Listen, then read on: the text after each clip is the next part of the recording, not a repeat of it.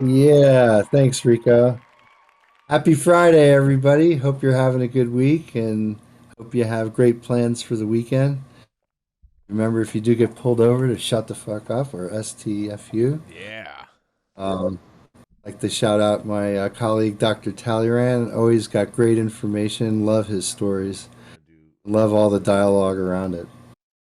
And I also want to shout out my fish homies who just announced their residency at the Sphere in Las Vegas next April. So next April 20th on 420, you know where you'll find me at a Sphere in Las Vegas watching the fish from Vermont.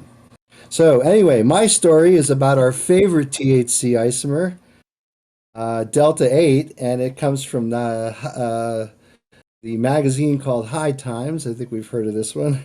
And it's called South Carolina Bill Would Tax and Regulate Delta 8 THC. Delta 8 THC market is bigger than ever before, regulated like hemp, but South Carolina would change that if one proposal takes root. Representative Rosalind Henderson Myers from Spartanburg, South Carolina, Democrat, filed a bill under South Carolina's upcoming legislative session that seeks to create regulations around Delta 8 THC and similar products, which can be sold anywhere that hemp products are sold. H 4628 was pre filed in South Carolina House on November the 16th and referred to the Committee of Medical, Military, Public, and Municipal Affairs. Wow, that is some committee. Medical, military, public, and municipal affairs. What else does government do?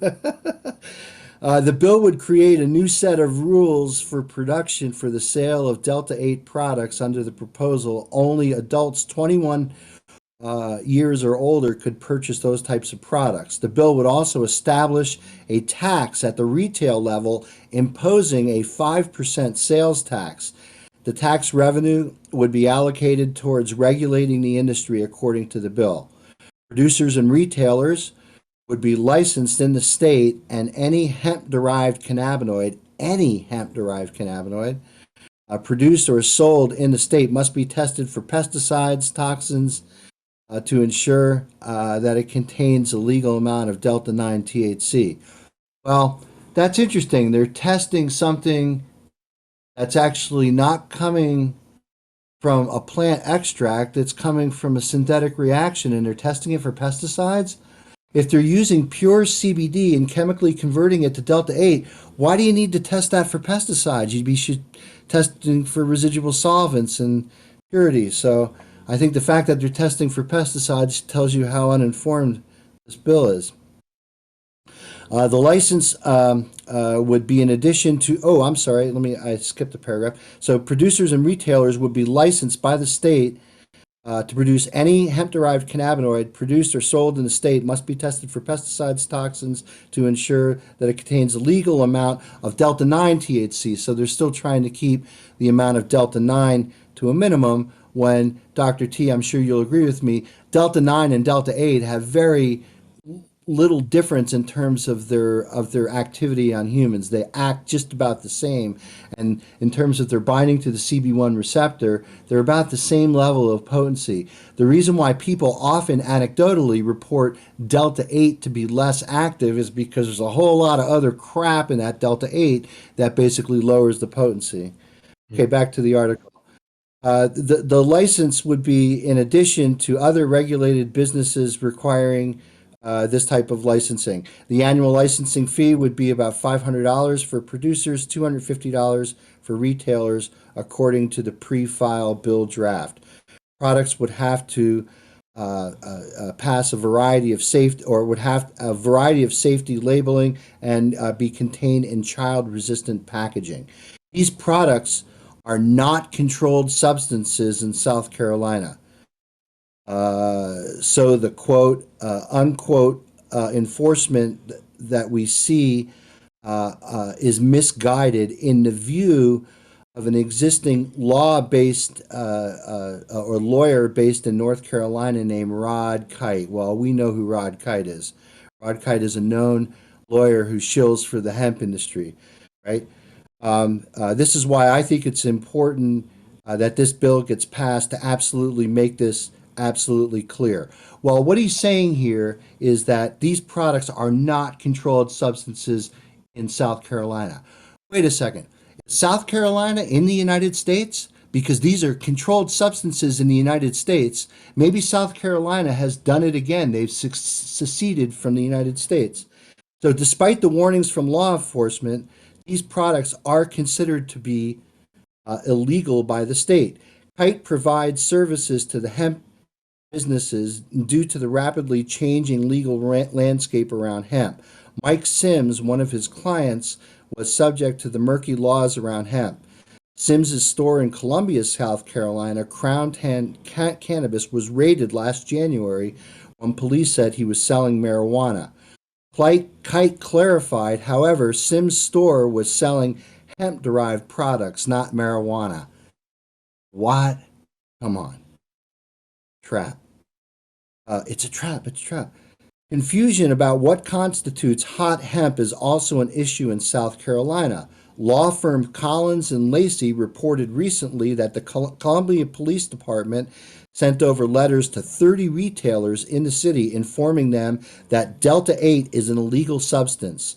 The Columbia Police Department is likely following up with the South Carolina Attorney General, or I'm sorry, is likely following up with the South Carolina that in a memo in October 4th in 2021 with the opinion that Delta 8 is an illegal substance. Per the state law, the manufacture, distribution, and possession of Schedule 1 drugs is illegal and carries penalties ranging from imprisonment up to 6 months and or fines up to $1,000 for the first offense for simple possession to imprisonment of 5 to 20 years and or fines up to $20,000, and a third offense for manufacturing and distribution. South Carolina Penal Code, and there's a long string of letters here, unless it specifically exempted tetrahydrocannabinol, THC, of any kind is listed as a Schedule 1 drug, separate and apart from marijuana. Therefore, the manufacture, distribution, and or possession of any form of THC, including Delta 8, would be illegal unless specifically exempted by another statute. The legal gray area on whether or not South Carolina's Hemp Farming Act specifically outlaws Delta 8 THC has been seen in the popularity due to a legal loophole in federal regulations in the 2018 Farm Bill that limits Delta 9 THC only to 0.3% in hemp products but has no limit on Delta 8 THC. High Times reported on the significant differences between Delta 8 and Delta 9 THC. Researchers have known about it for decades. Roger Adams and a team of researchers from the University of Illinois were the first to report the partial synthesis of Delta 8 in 1941. It wasn't until 1966 when Dr. Raphael Mechoulam and his colleague Joachim Ganauni achieved a total synthesis of Delta 8 as part of their groundbreaking work at Hebrew University. In 2002, Dr. Mechoulam applied for a patent for the conversion of CBD into Delta 8 and TH3 through various methods, which was granted in 2008 but expired in 2022. The lawsuit filed on September 6, 2022 by John Trenton Pantarevis, and it alleges a trio of state agencies, the South Carolina Enforcement Division, the Department of Agriculture, and the Attorney General's Office, all denied him due process after the Department of Agriculture officials showed up unreported hemp crops during the check of his Dorchester County property on July 30th, 2019, according to the Associated Press. So that's the story. It sounds like there's a bill to basically regulate Delta 8 and hemp-derived cannabinoids. That certainly does fall outside the federal law, which basically strictly prohibits THC isomers, including Delta 8, as a Schedule 1 substance. But you're down in South Carolina where the Delta 8 business is strong. A lot of hemp grown down there, and a lot of people with economic investment put into it that want to see that bill move forward. So that's the story. Be interested what you guys all have to say. And happy Friday from Dr. Mark here on the shores of Lake Champlain in Vermont. South Cackalack, man. Dr. They need to Mark, get their shit this together. this sounds like basically kind of kind of what how California kind of started with medical cannabis, as far as just shunning the nose to the federal government and saying, "Hey, we're going to allow this, da da da da da, regardless if it's a controlled substance." And Well, so there is a thing in if you Google the Controlled Dangerous Substance Act, hmm um, you'll see they have a table that gives you the schedules and the listing of all the different substances. And on code 7370, it's for tetrahydrocannabinols, and it says Delta 9 THC, Delta 8 THC, cannabinol, and some other trade names that are part of the FDA approved drugs for that contain THC. So basically, what it says is that THC is a controlled substance. We know it shouldn't be Schedule One, but they have it under Schedule One, and the Controlled Dangerous Substance Act predates the Farm Bill, and that's what basically the DEA enforces. I think where this becomes really murky is that the Farm Bill regulates hemp plants while they're alive, and after they're harvested, there is no more USDA regulation yep, of harvested hemp. that's true. That falls into the bailiwick of the FDA, and as we were mentioning earlier, FDA needs a new regulatory structure to regulate herbal products like cannabis that doesn't exist today.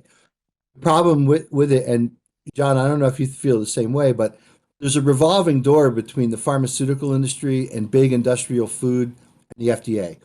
So the people who are regulating the industry came from the industry from which they're regulated. I guess this happens in the defense industry all the time, right? The people who regulate the defense industry used to be defense contractors and are, Yes. good buddies and Well, that's the probably same going thing on with the yacht rides financial with, industry too. The same thing with the financial industry too. yeah, Like a lot of yeah. So industries, and I mean, even cannabis industry. Sometimes you get that.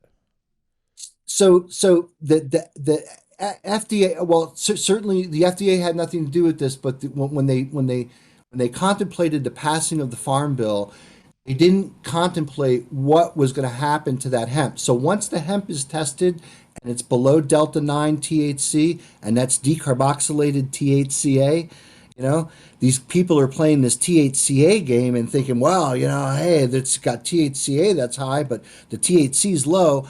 But what they're forgetting to tell you is that THCA is 87% THC. So there's no high THCA hemp bullshit game to play, but these are just risky businesses to be in if you're making psychoactive cannabinoids outside the regulated cannabis industry. And I don't think it was Congress's intent when they passed the Farm Bill to basically do the end around on the Controlled Dangerous Substance Act on Delta 8 THC.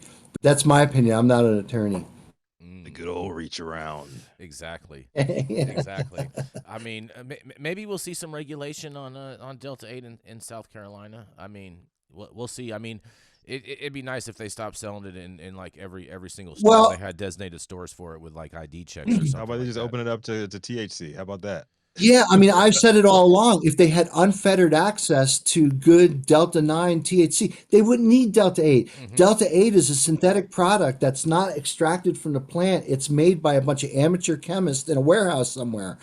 Wait a second, it's hitting the same receptors as the stuff from the plant, but why don't we just give people access to the stuff from the plant? Let them grow their own and let them have access to high quality cannabis products like concentrates, vape pens, and gummies and all that. And there won't be a need for this bullshit because Right. people will think Delta 8, my gosh, why do I need Delta 8 if this Delta 9 works great? And we all Yeah. know Delta 9 works great. Delta You know 9 what, is what they need. Dr. Mark? It sounds to me like they're just beating around the booth. Beating around the Oh, bush. I see what you did there, Rico. I like that. I Yeah. like that. I gotta